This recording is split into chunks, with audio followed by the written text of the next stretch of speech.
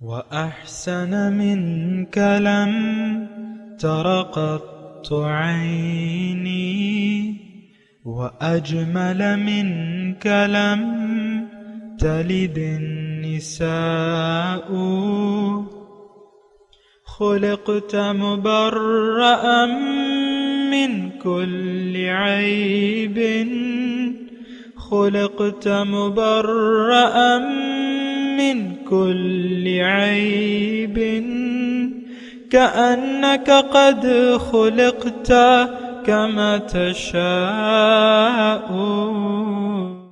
كتاب أنزلناه إليك مبارك ليدبروا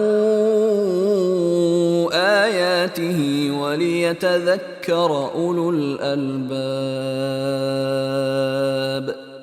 یہ کتاب برکت والی ہے جسے ہم نے آپ کی طرف نازل فرمایا ہے تاکہ دانش مند لوگ اس کی آیتوں میں غور و فکر کریں اور نصیحت حاصل کریں.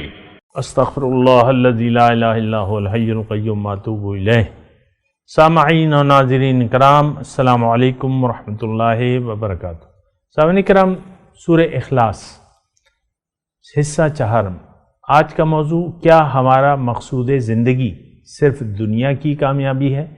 اس کے ساتھ آج کے سبق کا آغاز کرتے ہیں. سب سے پہلے گزشتہ سبق کا اعادہ ہوگا. بسم اللہ الرحمن الرحیم. شروع اللہ کے نام سے جو بڑا مہربان نہایت رحم والا ہے. قل هو اللہ احد. کہو کہ وہ ذات پاک جس کا نام اللہ ہے ایک ہے. اللہ الصمد. وہ معبود برحق بے نیاز ہے. لم یلد ولم یولد. نہ کسی کا باپ ہے اور نہ کسی کا بیٹا. ولم یکن لہ کفوا احد. اور کوئی اس کا ہمسر نہیں. سامعین کرام، سورہ اخلاص لفظی ترجمہ، قل آپ کہہ دیجئے، هو اللہ، کہ وہ اللہ احد یکتا ہے، اللہ الصمد اللہ بے نیاز ہے، لم یلد ولم یولد نہ اس سے کوئی پیدا ہوا اور نہ ہی وہ پیدا کیا گیا، ولم یکن لہ کفوا احد اور اس کے کوئی برابر نہیں ہے. سامعین کرام، سورہ اخلاص کو اس تناظر میں آپ پڑھیں کہ یہ اس میں میرے لیے کیا مضمون ہے. اور اس میں دیکھیں اللہ تعالیٰ کی صفات بیان ہو رہی ہیں اور اللہ تعالیٰ کی جو شان ہے وہ بیان ہو رہی ہے. لیکن اس سے پہلے آپ بہتر ہے یعنی کہ آپ خود اپنے آپ کو پہچانیں کہ آپ کون ہیں. دیکھیں، جب تک آپ خود کو نہیں پہچانیں گے تو اس وقت تک آپ رب کو اگر پہچان بھی لیں تو اس کا حق پھر نہیں ادا کر سکیں گے، اور وہ مقاصد اعلیٰ جن کے لیے آپ کو پیدا کیا گیا ہے وہ پھر آپ پورے نہیں کریں گے. بہت سے ایسے ہیں لوگ جو صرف اللہ کو یعنی صفات بیان کرتے ہیں یا اس کو جاننے کی کوشش کرتے ہیں. بھئی اپنے آپ کو تو پہلے پہچانو. من عرف نفسہ فقد عرف ربہ. جس نے اپنے آپ کو پہچانا تو وہ اپنے آپ کو پہچان لے گا. دیکھیں، مالک کو پہچاننا جو ہے وہ بہت زیادہ ضروری ہے، اور مالک کے پہچاننے سے پہلے آپ اپنے آپ کو پہچانیں کہ آپ کی حیثیت کیا ہے اس کائنات میں. میں آپ سے مخاطب ہوں اور زیادہ پیچیدہ الفاظ یا پیچیدہ مضمون میں آپ کو نہیں بتا رہا اور نہ بتانا چاہتا ہوں. سب سے پہلے آپ اپنی حیثیت کو پہچانیں کہ آپ کون ہیں، آپ کی حیثیت کیا ہے. دیکھیں، ہماری حیثیت ظاہر ہے کہ ہم انسان ہیں، لیکن ہم تین اجزاء کا مرکب ہے. ایک ظاہری جسم ہے، اور ایک اس میں حیوانی روح ہے، اور ایک اس میں روح ربانی ہے، جو کہ جس کا تعلق اس عالم خلق سے نہیں ہے، عالم امر سے ہے. قل الروح من امر ربی. آپ کہہ دیجئے کہ روح جو ہے وہ امر ربی ہے، اللہ کا حکم ہے۔ تو بہرحال یہ تین چیزیں ہیں، آپ کا ظاہر جسم جو کہ مٹی سے بنا ہے، اور پھر اس میں حیوانی روح ہے، وہ بھی اسی کا ایک یعنی وہ ہے، حصہ ہے، عالم خلق کا حصہ ہے۔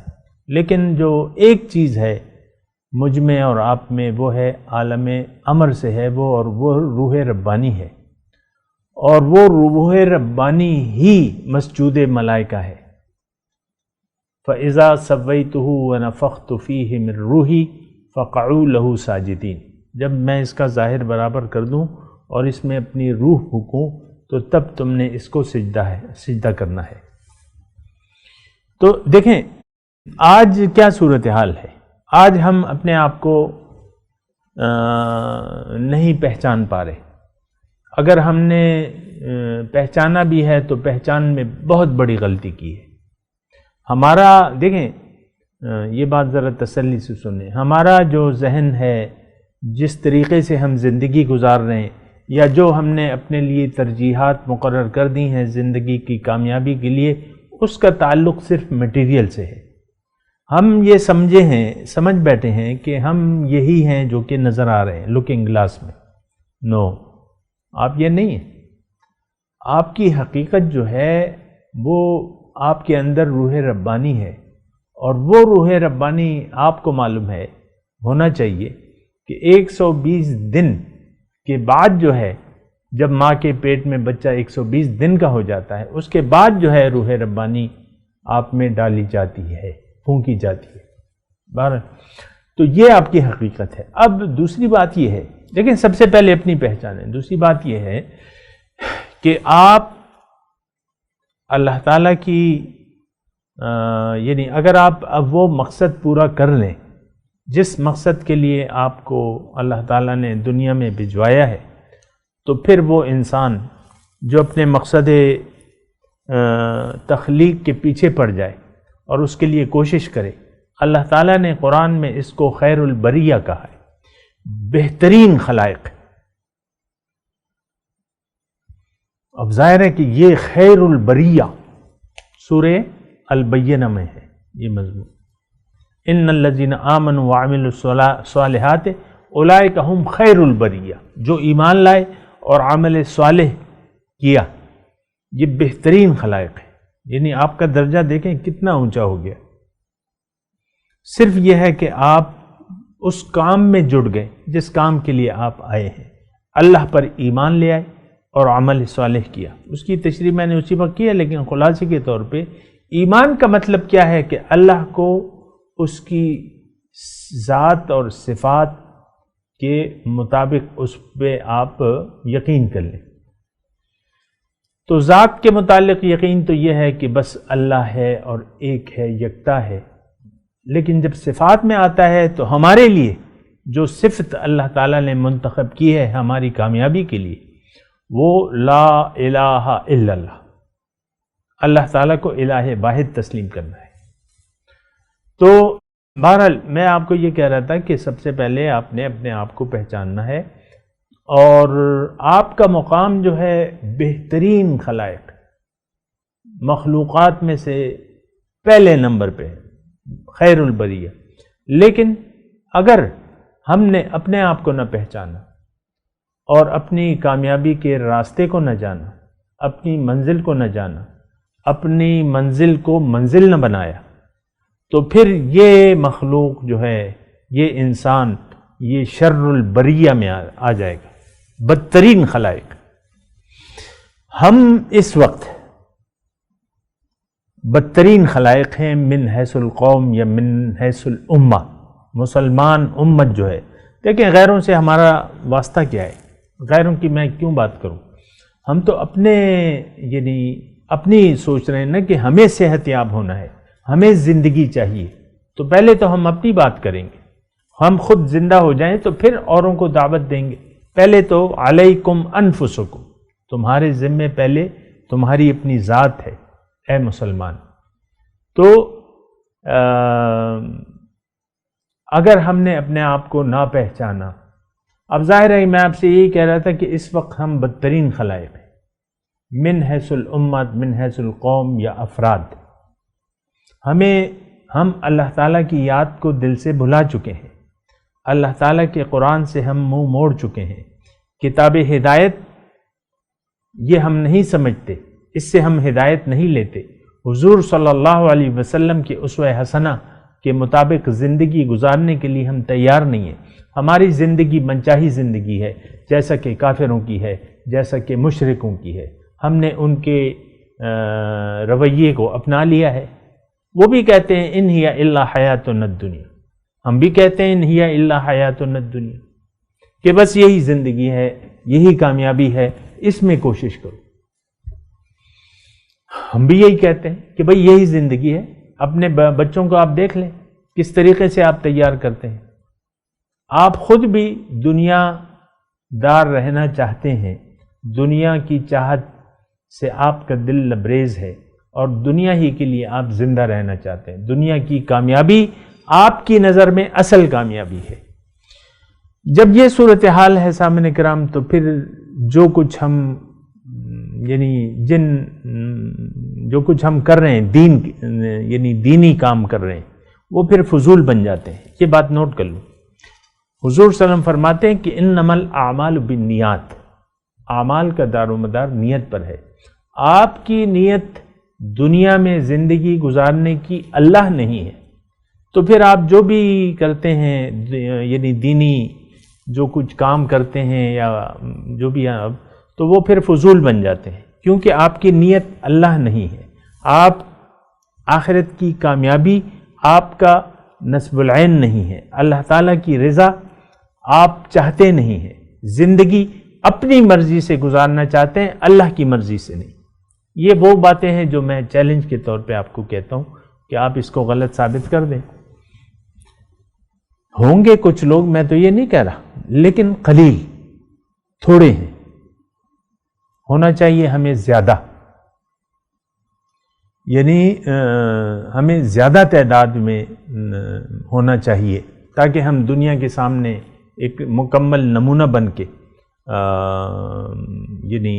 اسلام کا سچا سپاہی اور حضور صلی اللہ علیہ وسلم کی اسوہ حسنہ کا ایک نمونہ دنیا کے سامنے پیش کریں اور اپنے اخلاق کو قرآن کے مطابق بنا لیں. اگر ہم ایسا نہیں کریں گے تو پھر یہ جو کچھ ہم کر رہے ہیں نا، یہ سب کچھ فضول ہو جاتا ہے. یہ بات ذرا نوٹ کر لیں. بہرحال میں اپنے مضمون کی طرف آتا ہوں. سورہ اخلاص میں اللہ تعالیٰ نے جو پہلی آیت ہے، قل هو اللہ هو اللہ، آپ کہہ دیجئے اللہ ہے، یکتا ہے. دیکھیں اللہ تعالیٰ کی جب یکتائی کا ہم تذکرہ کرتے ہیں تو اس کا مطلب یہ ہوتا ہے کہ کوئی اس کے سوا کسی ہستی کا وجود حقیقی نہیں ہے. وہ یکتا ہے، وجود میں یکتا ہے، صفات میں یکتا ہے. یہ بات نوٹ کر لیں. غیر، کسی غیر کا وجود نہیں ہے. اللہ کے سوا کوئی موجود نہیں ہے. وہ یکتا ہے، وہ اکیلا ہے. یہ جو کچھ مخلوقات ہمیں نظر آتی ہیں یہ اس کا حکم ہے، اس کا ارادہ ہے.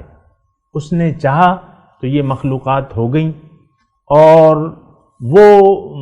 یہ سب اس کی تخلیقات ہیں. یہ کائنات اللہ کی تخلیق ہے، اور یہ کائنات بنی ہے دنیا کے لیے، اور دنیا انسان کے لیے اللہ تعالیٰ نے بنائی ہے، اور انسان کو اللہ تعالیٰ نے اپنے لیے بنایا ہے. یہ بات نوٹ کر لیں. اب ہماری کامیابی کا مرکزی نقطہ یہ ہے کہ ہم اللہ کو تسلیم کر لیں کہ ہاں اللہ میرا خالق ہے، اللہ ہی میرا مالک ہے، اللہ نے مجھے یہ زندگی دی ہے اور اللہ نے مجھے اپنے لیے پیدا کیا ہے، اور وہ یکتا ہے. میں نے کسی اور طرف نہیں دیکھنا، اس کی طرف رخ کر کے میں نے زندگی گزارنی ہے. میری زندگی، میری نماز، میری قربانی، میری زندگی، میری موت اللہ کے لیے ہے، اس کا کوئی شریک نہیں ہے. یکسو ہوں میں، حنیف یکسو ہوں، اور میں مشرک نہیں. دیکھیں یکسوئی اگر آپ کی نہیں ہے تو پھر آپ مشرکوں میں سے بن جاتے ہیں. یہ وہ آیات کے حساب سے میں کہہ رہا ہوں. عملی طور پہ بھی یہی ہے کہ آپ کی نیت خالص دنیا میں زندگی گزارنے کی خالص اللہ نہیں ہے تو پھر شرک مل جاتا ہے. آپ غیر اللہ کے یعنی غیر اللہ کو یعنی اس کے لیے پھر جئیں گے آپ.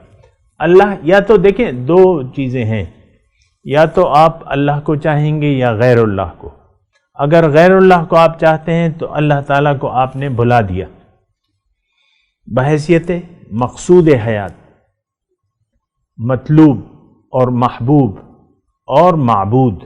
اس کے یعنی پھر آپ اللہ کی بندگی کر نہیں سکیں گے. یہ بات میں آپ کو کہہ رہا ہوں. آج دیکھیں بندگی کرنا, خالص اللہ کی بندگی کرنا, دین کو اللہ کے لیے خالص کر لینا, یہ ہمیں ناممکنات میں سے نظر آتا ہے عام طور پہ. میں بھی سنتا رہتا ہوں, آپ بھی وہی بہت مشکل ہے. یہ کہا جاتا ہے بڑا مشکل ہے. اسلام مکمل نہیں, ایسا نہیں ہو سکتا. یعنی یہ سننے میں آتا ہے. یہ تو 1450 سال پہلے کے حالات مختلف تھے, اب حالات مختلف ہیں, اور اسلام پر مکمل عمل آج نہیں ہو سکتا. پھر بعض جو ہے وہ ڈیڑھ ہوشیار قسم کے لوگ ہوتے ہیں, وہ کہتے ہیں کہ کون سے اسلام پر ہم عمل کریں. دیوبندی, بریلوی, اہل حدیث, شیعہ, کون سے, بس ہو ہی نہیں سکتا. یہ تو فرقوں میں بڑھ گئی ہے. اب اسلام ہے ہی نہیں, یعنی عمل والا نہیں ہے. اب کون سا کریں, کون سا فرقہ. یعنی یہ ڈیڑھ ہوشیار والے جو لوگ ہیں, بھئی اللہ تعالیٰ کی بندگی ہے, اس میں تو کوئی پریشانی کی بات نہیں ہے. اللہ کو منزل بنا لو. سب سے پہلی بات یہ ہے, دین کی بات تو بعد میں آتی ہے. اللہ کو منزل بنا لو. اب اللہ کے راستے پر چلو. اللہ کا راستہ کیا ہے؟ اس میں تو کوئی قرآن کو سب مانتے ہیں, اور قرآن رسول کے طریقے کے مطابق. قرآن تو ایک راستہ ہے, لیکن اس راستے پر ایسے چلنا ہے جیسے کہ نبی کریم صلی اللہ علیہ وسلم چلے ہیں. ان کا اسوہ حسنہ واضح ہے. تو تم فرقوں میں کیوں پڑھتے ہو؟ تم حضور کی اتباع کرو. مقامی طور پر ایک سچے شخص کو تلاش کرو اور اس کو اپنا رہنما بنا لو, اس سے ٹیوشن لے لو, اور اس کی ہدایات کے مطابق.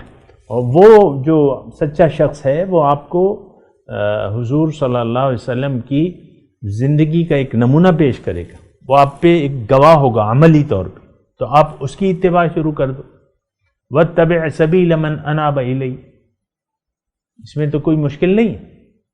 مشکل یہ ہے کہ تم راضی نہیں ہو کہ اللہ کو تم خالص مقصود بنا لو اپنا. اور میں لبیک کی بھی بات کر رہا تھا سامنے کرام کہ لبیک کہنا بھی لازم ہے.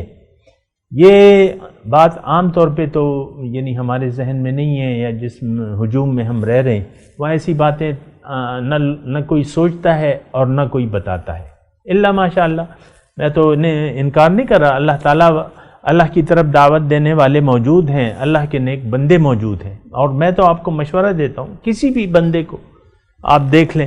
وَاتَّبِعْ سَبِيلَ مَنْ أَنَابَ إِلَيَّ. سچے شخص لوگ موجود ہیں, دنیا خالی نہیں ہے اور قیامت تک رہیں گے. لیکن شخصیت کی پوجا یعنی شخصیت پرستی نہیں ہے اسلام میں, خدا پرستی ہے. یہ بات نوٹ کر لیں. وہ شخصیت جس کو آپ ڈھونڈیں گے وہ اس کو آپ نے خدا نہیں بنانا, اس سے ہدایات لینی ہے. جو بات قرآن اور سنت کی خلاف ہے یا آپ کو لگے تو آپ نے رک جانا ہے, آپ نے مطمئن کرنا ہے اپنے آپ کو کہ بھئی یہ ہمارے شیخ کی یہ حرکت قرآن کے خلاف ہے, سنت کے خلاف ہے. آپ اس سے پوچھیں کہ بھئی کیا ایسی بات ہے, یہ کیوں ایسا ہے. تو وہ اگر وضاحت کر دے اور آپ کا دل مطمئن ہو جائے تو ٹھیک ہے. انہیں غلط فہمی بھی تو آپ کو ہو سکتی ہے نا, تو اس سے وضاحت طلب کر لیں, ایسی تو کوئی بات نہیں. لیکن بنیادی طور پہ بندگی اللہ کی ہے, یہ بات نوٹ کر لیں. قضا ربک اللہ تعبدوا الا ایہ. اللہ کے رب کا اللہ تعالیٰ کا قطعی فیصلہ ہے کہ اس کے سوا کسی کی بندگی تم نے نہیں کرنی. تو بہرحال دیکھیں کوئی مشکل نہیں ہے.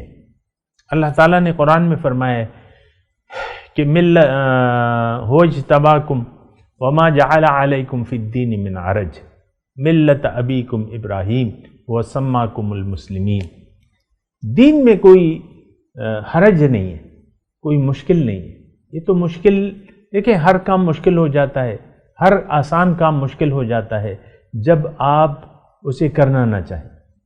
بہت آسان کام ہوگا لیکن آپ کہتے ہیں مجھے تو اس کی ضرورت ہی نہیں. گلاس میں پانی رکھا ہوا ہے مثال کے طور پہ، شربت ہے، پانی ہے، اچھا مشروب ہے، لیکن آپ نے پانی پی لیا ہے، آپ کو پیاس نہیں ہے، تو اب آپ نہیں پئیں گے اس کو. تو ہم یہ سمجھتے ہیں کہ ہم پورے ہیں، ہم نے پانی پیا ہوا ہے، ہماری سمجھ اچھی ہے، بس مجھ سے سمجھدار کوئی نہیں ہے. اب قرآن اور سنت رسول اس سے اب کوئی واسطہ ہی نہیں رہا ہے. آپ اپنی ذات میں خود کفیل اپنے آپ کو سمجھتے ہیں. وَيَحْسَبُونَ أَنَّهُمْ مُهْتَدُونَ. یہ قرآن کی آیت میں آپ کو سنا دیتا ہوں. اللہ تعالیٰ نے قرآن میں فرمایا مَن يَعْشُ عَن ذِكْرِ الرَّحْمَنِ نُقَيِّدْ لَهُ شَيْطَانًا فَهُوَ لَهُ قَرِينٌ وَإِنَّهُمْ لَيَصُدُّونَهُمْ عَنِ السَّبِيلِ وَيَحْسَبُونَ أَنَّهُمْ مُهْتَدُونَ او کما قال. اللہ تعالیٰ فرماتا ہے قرآن میں کہ جس نے بھی رحمان کی یاد سے منہ موڑ لیا، نقید لہو شیطان، اس کے لیے میں ایک شیطان کو مقرر کر دیتا ہوں، وہ اس کا ساتھی بن جاتا ہے. فَهُوَ لَهُ قَرِينٌ وَإِنَّهُمْ لَيَصُدُّونَهُمْ، اور یہ شیطان اس کو سیدھے راستے سے روکتا رہتا ہے، اور یہ سمجھتے ہیں کہ وَيَحْسَبُونَ أَنَّهُمْ مُهْتَدُونَ کہ میں ہدایت پر ہوں. تو آج ہر شخص اپنے آپ کو پورا نہیں سمجھتا. گھر میں بیٹھی ہوئی جو خاتون خانہ ہے مثال کے طور پہ، یا اس کا میاں ہے، یہ لوگ سمجھتے ہیں ہمیں ضرورت نہیں ہے اسلام کے کہ بھئی ازدواجی زندگی کس طریقے سے، ہمیں ضرورت نہیں ہے اللہ کی ہدایت کی اور رسول صلی اللہ علیہ وسلم کی. میں تو اپنی مرضی سے زندگی گزاروں گا. میاں کہتا ہے میں بھی اپنی مرضی سے زندگی گزاروں گا. یہ میں ایک آپ کو مثال دے رہا ہوں کیونکہ معاشرہ خاندان سے بنتا ہے. آپ کی بنیادی اکائی ہی اللہ کی ہدایت کو قبول کرنے سے انکاری ہے، تو پھر وہ اپنے بچوں کو بھی اسی راستے پہ ڈالتے ہیں. والدین آپ دیکھ لیں، آپ کے گھر میں بھی بچے ہوں گے، آپ دیکھ لیں آپ ان کو کیا چیز بنانا چاہتے ہیں. بڑے آدمی بنو کہتے ہیں نا، بڑے اللہ تعالیٰ تمہیں بڑا آدمی بنائے، یہی دعائیں دیتے ہیں نا آپ. اب جب بڑا آدمی کس میں، یہ آپ کو پتہ ہے. آخرت کی تو آپ دعائیں نہیں دیتے، نہ اس کے لیے کوئی محنت ہے، نہ وہ ہمارے پیش نظر ہے آخرت اخروی کامیابی. یہ تو بڑی کوئی عجیب سی بات ہے نا کہ ہم اپنے پاؤں پر خود ہی کلاڑی مار رہے ہیں. اور اگر میں آپ کو بغیر کسی مبالغے کے ایک بات کہوں تو ہم نے یعنی جس قسم کی ہم زندگی یا لائف سٹائل ہے، جو سوچنے کا انداز ہے، یہ آپ کو تو اندازہ نہیں ہوتا، لیکن در حقیقت کوئی آنکھوں والا دیکھے تو وہ یہ کہے گا کہ بھئی اس قوم نے تو آخرت میں دوزخ کا انتخاب کر لیا ہے، اور یہ دوزخ میں اپنے لیے گھر بنا رہے ہیں، اور ہر ایک کوشش کر رہا ہے کہ نیچے سے نیچے گھر بنائے. وہ سورہ لہب میں ابھی ہم نے پڑھا ہے نا، وَامْرَأَتُهُ حَمَّالَةَ الْحَطَبِ فِي جِيدِهَا حَبْلٌ مِّن مَّسَدٍ. اس کے بارے میں تفسیر میں لکھا ہے کہ ابو لہب کی بیوی جو ہے وہ ظاہر ہے کہ وہ بھی حضور صلی اللہ علیہ وسلم کی دشمن تھی. اللہ تعالیٰ اس کی قبر کو آگ سے بھر دے. تو مفسرین نے لکھا ہے کہ وہ یعنی دوزخ میں اپنے خاوند کے لیے لکڑیاں چن چن کے لائے گی اور وہ ڈالے گی، یعنی اس کو آگ کو بھڑکانے کے لیے. حمالۃ الحطب فی جیدہا حبل من مسد، لکڑیاں لائے گی اور وہ ڈالے گی. یہ اس کا حال ہوگا. تو دیکھیں یہ آپ کو ایسے نہیں نظر انداز کر دینا چاہیے ان مضامین کو. جو بھی آپ کے سامنے حق پیش کرے آپ کو اس کو غور سے سننا چاہیے. دیکھیں میں ایک اور بات اس ضمن میں کہتا ہوں. دوزخ کے کنارے جب دوزخیوں کو کھڑا کیا جائے گا تو اہل دوزخ سے جو نگران ہوں گے وہاں، تو دوزخ میں ان کو ڈالنے سے پہلے ان کے سامنے یعنی ان سے پوچھے گا داروغہ، وقال لهم خزنتها الم یأتکم رسل منکم یتلون علیکم آیات ربکم وینذرونکم لقاء یومکم ھذا قالوا بلا۔ مطلب اس کا مفہوم یہ ہے کہ وہ داروغہ پوچھیں گے الم یأتکم، تمہارے پاس کوئی نہیں آیا تھا اس سے خبردار کرنے والا اور اس دن کے انجام سے ڈرانے والا، لقاء یومکم ھذا؟ تو وہ کہیں گے دوزخی ہاں بھئی آیا تو تھا، قد جاءنا نذیر، نذیر تو آیا تھا لیکن ہم نے اس کو جھوٹا جانا۔ ہم بھی آج دیکھیں دوزخ، جنت، روز حشر، دوبارہ جی اٹھنا، قبر میں عذاب ثواب، اس سب کو ہم جھوٹا سمجھتے ہیں۔ اگر آپ برا نہ مانتے ہیں تو مان لیں، لیکن یہ ہے کہ حقیقت یہ ہے۔ کیوں کہ اس کی تو ہمیں کوئی فکر ہی نہیں، اس کے لیے تو ہم کوئی جد و جہد ہی نہیں، ساری جد و جہد، سارا رخ جو ہے ہمارا ظاہر کی طرف ہے، تو یہ اس کو ہم مانتے نہیں ہیں۔ یہ اس غلط فہمی میں نہ رہیں کہ ہم یوم آخرت کو مانتے ہیں، نہیں مانتے۔ مانتے تو پھر اس کی طرف ہمارا رخ ہوتا، مانتے تو اس کے لیے دوزخ سے بچنے کے لیے پھر کوشش کرتے، جنت کو مانتے تو اس میں جنت جانے کے لیے پھر کوشش کرتے۔ اور آخرت کا جہاں تک اللہ تعالیٰ نے فرمایا کہ آخرت ایک ایسی جگہ ہے کہ اس کے لیے آپ کو محنت کرنی پڑے گی۔ دوزخ کے لیے کوئی محنت نہیں ہے دنیا میں، بہت آسان ہے دوزخ جانا، اللہ کی ہدایت کو نظر انداز کر کے، دنیا کو مقصود حیات بنا کے اور دنیا کی محبت سے دل کو آباد کر کے آپ زندگی گزارتے جائیں، ٹھکانہ آپ کا جہنم ہوگا۔ یہ بات میں واضح طور پہ کہہ رہا ہوں۔ لیکن جنت جانے کے لیے تو پھر محنت کرنا ہوگی۔ من اراد الآخرۃ وسعى لها سعیها فاولئک کان سعیهم مشکورا، کہ جس نے ارادہ کر لیا آخرت کا یعنی اخروی کامیابی کا، اور اس کے لیے پھر مناسب جد و جہد بھی، ان لوگوں کی کوششوں کی قدردانی کی جائے گی، ان کو اجر ملے گا۔ تو بہرحال دیکھیں یہ سارے مضامین ہیں، میں تو آپ کو مختلف انداز سے یہ بات بتا رہا ہوں، اور اس کا مقصد یہ ہے کہ ہمارا رخ دنیا سے ہم اپنا رخ پھیر کے آخرت کی طرف کر لیں۔